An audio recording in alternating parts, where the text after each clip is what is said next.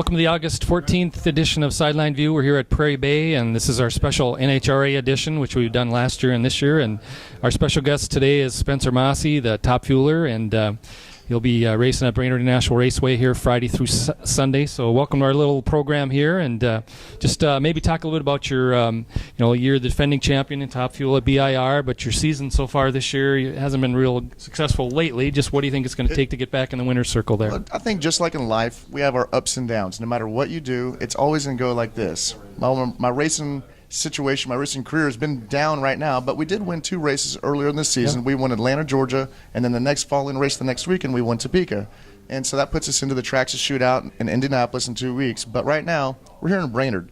We won Brainerd here last year in 2013, so we have some momentum coming into this weekend from last year. Yeah. I love coming to this racetrack. I love coming to this town. I mean, the people here are so welcoming. Everybody loves drag racing. They want to see these top fuel cars go 320 miles an hour, feeling the rumble coming through your body and smelling that nitro. And so that's awesome. That really it excites me. And we had a week off from going 4 races in a row or 3 races in a row. So I'm stoked. I'm ready to get out there, get in that race car and feel the power and hit the gas. I'm excited.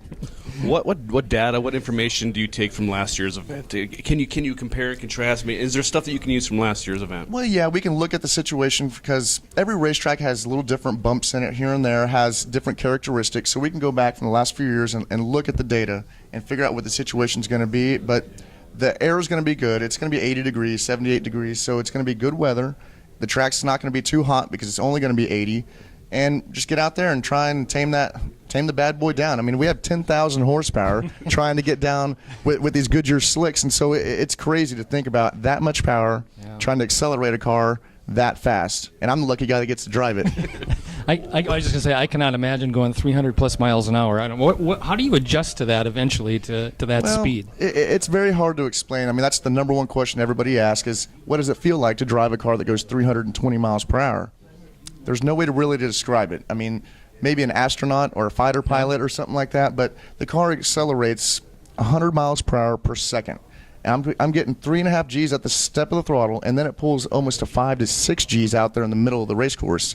And then it's negative 5 G's whenever I hit the parachutes because we got to stop these bad boys. So it's crazy to describe, but there's no way to really describe to you how to feel it. Maybe I could strap you to the side of the car or something and take a ride with me, but it's crazy. And I've watched people do this since I was a little kid, and I said that's what I want to do. I want to drive a top fuel car. I want to see and feel what it feels like. Yeah. Now I'm getting to live my dream, and I'm loving it.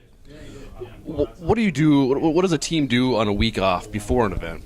Well, for me, it's never usually a week off. I'm usually going from racetrack to racetrack, either racing myself or helping out on other friends' race cars. So this past week was actually kind of nerve-wracking because I was not at a racetrack. I went from Denver to Sonoma, California to Seattle, Washington, and I drive all myself. I drive my motor coach to all the races. Oh, okay. So I ended up coming over to Fargo or Perham, the town just up the road here, and doing a car show last Sunday at the local church there, and had a great festivity. And there was actually a good burnout contest. I watched a 4-wheel drive Ford do a 4-wheel drive burnout. Like, it was awesome. So, I mean, you find stuff to do, but more than anything, I've just been antsy. I've been ready to get in that race car, ready to get strapped in, ready to make some more runs down the racetrack. Talk to me about BIR and kind of BIR's signature is the camping, the zoo, whatnot. What have you seen from the fans as far as what they create to drive? Because I know it's crazy, and they come up with some crazy concoctions. What's kind of been the thing that caught your eye as to, wow, that's pretty ingenious? Well, I believe last year the one that won the contest was a limo, and I believe it's from here in town, just right down the road, and has the big top fuel wing on the back, has a scoop on the hood, and they have it all opened up, and they were fun. You could tell they put their heart into it. They had a good time doing it. But there's just so many crazy things that you see out there. It makes this place so much different than any other race that you can go to. Anybody asks you, what's your favorite race to go to and have a good time? I say, wait, are we talking about driving race cars, or are we talking about having a good time? Well, if we're having a good time, we come to Brainerd. Whenever you come to BIR, you have a great time, and that's just how it is. It's been like that for 20, 30 years. I mean, this place is known about the zoo, but it's also known about great racetrack, right, and great racetrack owners. I mean, Jed and Christy and everybody there that does the racetrack, they know what they're doing, and they promote it well. we're sitting here doing this right now, talking about the racetrack. Couldn't get any better than that. I mean, this is what it's all about. And everybody here in this area knows about that racetrack and has been there. And everybody knows about the zoo. And if you haven't been there, come check it out because it's crazy. I would imagine Brainerd is one of the smaller venues, right? I mean, well, the town is probably a smaller venue, but the attendance that we get at the racetrack is probably bigger than most other ones. For the campground site, we get more people at this racetrack in the campgrounds than we do at any other racetrack, I think, in the country. Okay. So there's that says a lot for this area, from here in Minnesota, that people love drag racing. They love to see these race cars, just like I do. Sure. I love to drive them.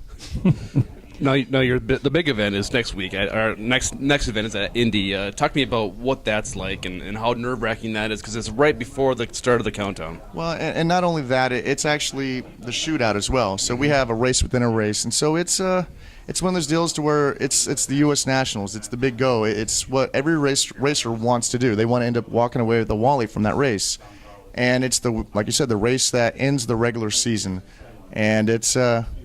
Boy, it's it. It's the top of the level. Yep. I can't wait to get there and hopefully have a shot at it. I mean, I just want to be able to have a shot at getting that Wally. Like, I don't want to lose first or second round. I want to be in the finals and hopefully win. So, hopefully we do.